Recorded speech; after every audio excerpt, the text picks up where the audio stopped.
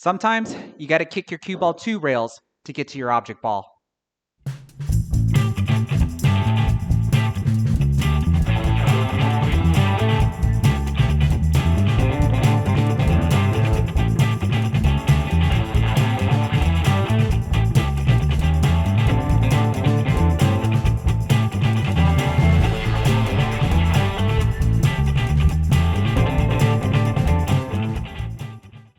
What's going on, everybody? Lil Chris here, and in one of my most recent APA 8-Ball League matches, I briefly explained how I use the +2 rail kicking system. Well, in today's video, I want to further break it down and show you how you can use this system to kick your cue ball 2 rails to hit your object ball, maybe even make it. So let's get started. So the first thing I want to establish is that when you're using the +2 rail kicking system, you're always going to be sending your cue ball to a short rail first, then spin over to a long rail, and then hopefully head towards your object ball to hit it or even make it. So in the introduction, when my cue ball was here and I was kicking at the 8-ball at this corner pocket, I hit this short rail first, spun to this long rail, and then head down and made the 8-ball. Well, now, since the 8-ball is over here, I'm going to be kicking to this short rail first, spinning over to this long rail, and then hopefully come down and make the 8-ball. So to use the +2 rail kicking system, the first thing you want to do is number your short rail. And since we're kicking off to my right first, we're going to start with the right corner pocket, and we're going to label that 1. Then we're going to come over half a diamond and label that 2. Another half diamond, label that 3, 4, 5, 6, and 7. And what these numbers represent is how far away is your cue ball from your object ball. So in this instance here, we can see that I'm 1, 2, 3, 4 diamonds away from the object ball. So I can count and go 1, 2, 3, 4.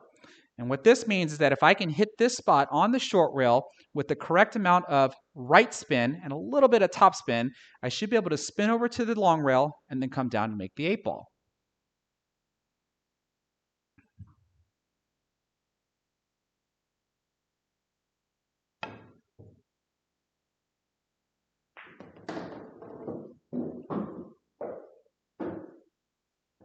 Now, just like with 1 rail kicks, the outbound angle of 2 rail kicks is affected by the spin that you put on the cue ball and the speed at which you hit the cue ball.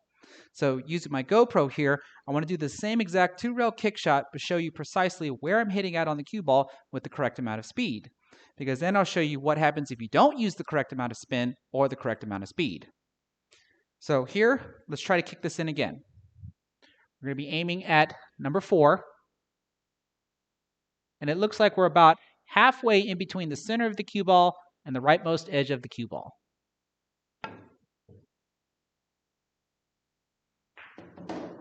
You can see we're able to make the 8-ball. So now, if I were to set this up again,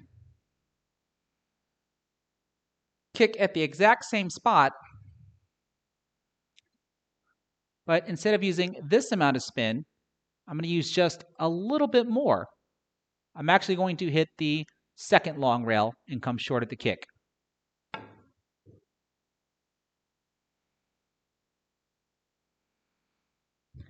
And then again, if I do the same exact shot, but don't use enough right spin, this time we'll come in a little bit closer to the center, then I should hit the second short rail.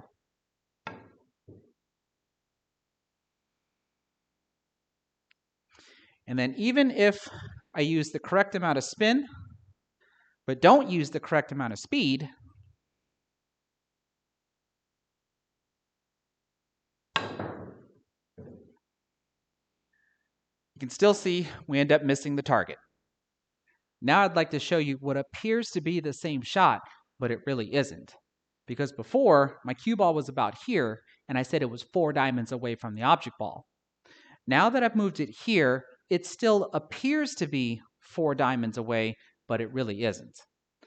Because if I were to start here, being 1 diamond away from the object ball, I can draw a line from the diamond to label 1 on the short rail and have a track line that looks like this. Now, if I move my cue up to be 2 diamonds away and half a diamond down on the short rail to number 2, we have a track line that looks like this. Now we move up 1 more diamond and half a diamond down on the short rail to label 3, and we have a track line that looks like this, and you can see that my cue ball falls directly on this track line to tell me that I'm actually 3 diamonds away from the object ball.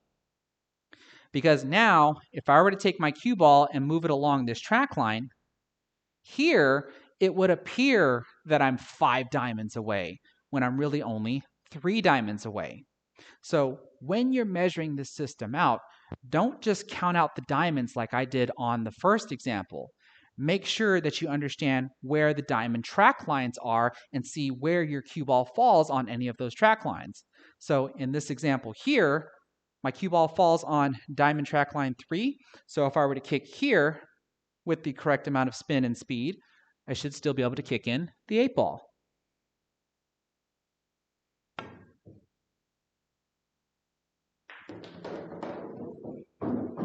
And I actually kicked it too good because I scratched.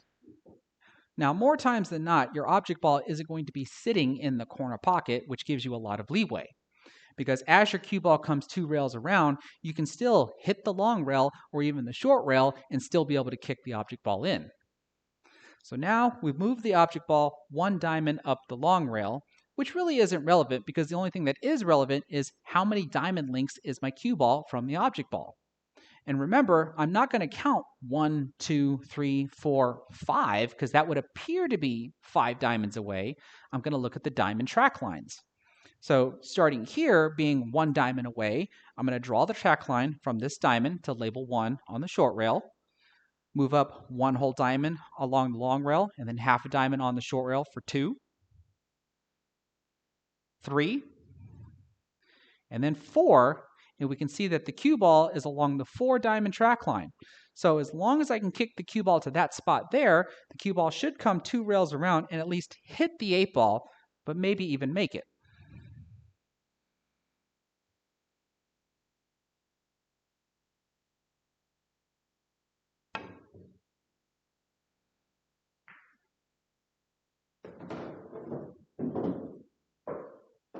Now, when your object ball is away from the corner pocket along the short rail, counting the diamond tracks is a little bit different because every half diamond increment is actually equal to 1 full diamond track line.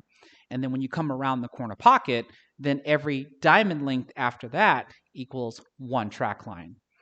So when you look at this setup here, you can see I have the 8 ball about a diamond away from the corner pocket along the short rail.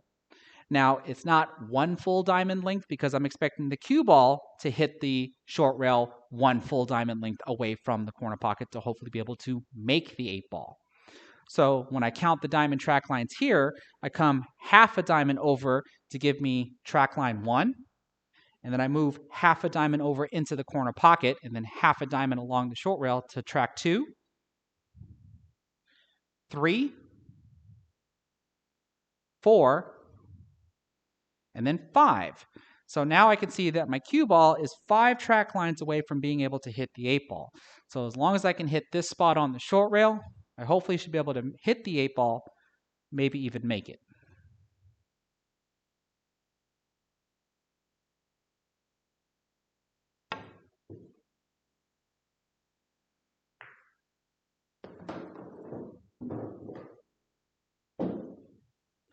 Now I just want to show you that it doesn't matter what side of the table that you start from. The only thing that really changes is the type of side spin that you put on the cue ball.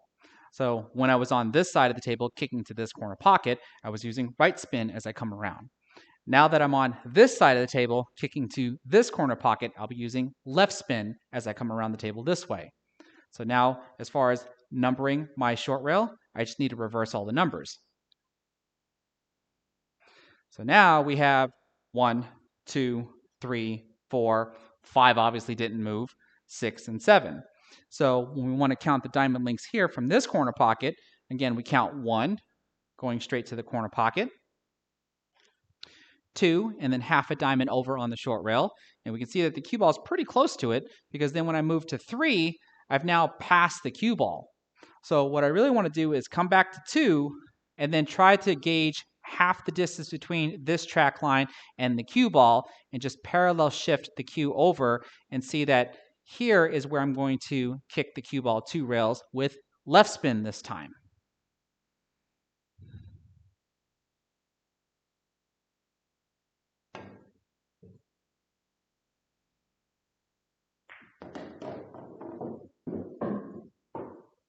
Now let's run through this system again, but let's use this short rail. So let's move all of our numbers. So now we have 1, 2, 3, 4, 5, 6, and 7. So since we're kicking to this corner pocket now, we're back to kicking to the right. So we're putting right spin on the cue ball. So let's count the diamond track lines. We've got 1 and 2. So it looks like our cue ball's on the second diamond track line. So let's kick here with right spin and see if we can kick the 8 ball in.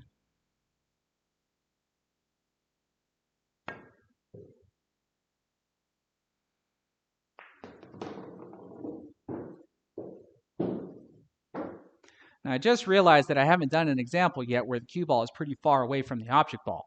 So let's see which diamond track line this cue ball falls on. Now, you could start all the way down here on track line 1 and then move on up.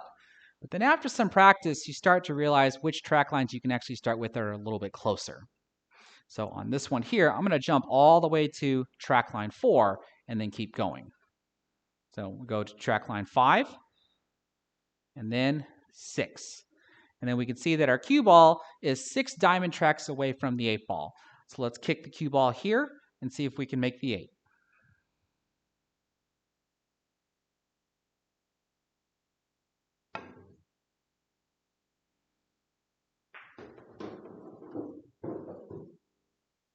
And finally, I want to show you that it is possible to kick the cue ball 2 rails around, make the object ball, even when the cue ball is only 1 diamond track away from the object ball.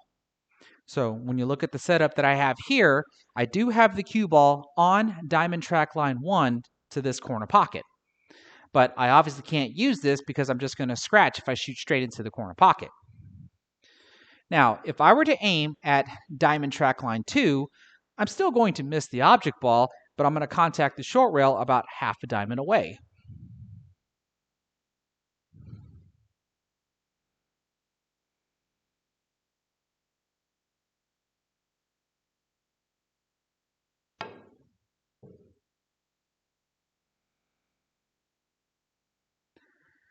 Now, do you remember when I was using the incorrect amount of side spin and how when I used a bit more side spin than I needed to, that the cue ball went 2 rails around and then contacted the second long rail?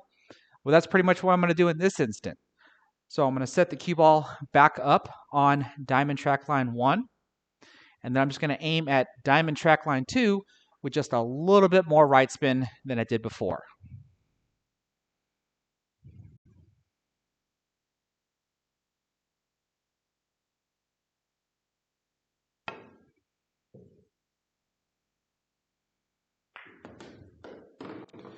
So sometimes when you find that the spot that you need to hit is not available, you can always add just a little bit more side spin. And that's going to do it for today's video. Now I hope I demonstrated enough examples so that you have a good understanding of how to use the +2 rail kicking system. Now I could have tried to do a couple more examples demonstrating different speeds on the cue ball, but I figured that's better left up to you to practice with because not all tables are going to react the same way. So what you should be able to get out of this video is a good baseline of using the +2 rail kicking system, and then after enough practice, you'll know what type of adjustments to make to use different types of speeds. So I hope everybody was able to find this video useful and learn something, because if you did, please give this video a thumbs up.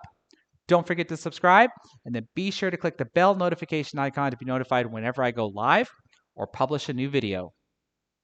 Take care, everybody.